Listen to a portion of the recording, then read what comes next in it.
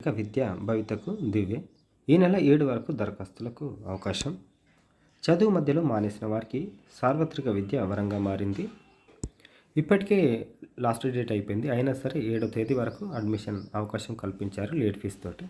చదవడం రాయడం వచ్చిన వారు నేరుగా 10వ తరగతిలో చేరొచ్చు. 10వ తరగతి చదివిన వారు ఒకే ఏడాదిలో ఇంటర్మీడియట్ చదివే అవకాశం కల్పిస్తుంది. తెలంగాణ మొత్తానికి స్టడీ సెంటర్లు ఉన్నాయి. మెదక్ జిల్లాలో అయితే ఒక 110 స్టడీ సెంటర్లు ఉన్నాయి. ప్రవేశాలు తీసుకుంటారు. వీరికి ప్రతి ఆదివారం 2వ శనివారం క్లాసులు జరుగుతాయి. ఉద్యోగులు పదోన్నతులు ప్రమోషన్ల కోసం మధ్యలో చదువు మానేసిన వారికి వెసులుబాటు ఉంటుంది. మీ సేవ ద్వారా ఫీజు చెల్లించాలి. మీ సేవ కేంద్రాల్లో చెల్లించాలి. 10వ తరగతికి జనరల్ పురుషులకు 1400, ఎస్సీ ఎస్టీ బీసీ మైనారిటీ మహిళలకైతే 1000, రిజిస్ట్రేషన్కు 150, లేట్ ఫీజు 100తో కలిపి చెల్లించాలి.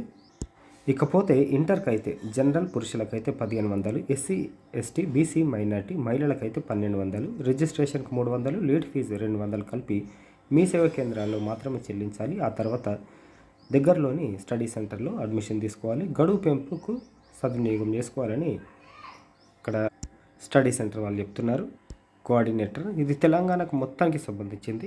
ఇంట్రెస్ట్ ఉన్న వాళ్ళు అప్లై చేసుకోండి. ఎక్కువ మందికి షేర్ చేయండి. ఎవరికొకరికి హెల్ప్ అవుతుంది.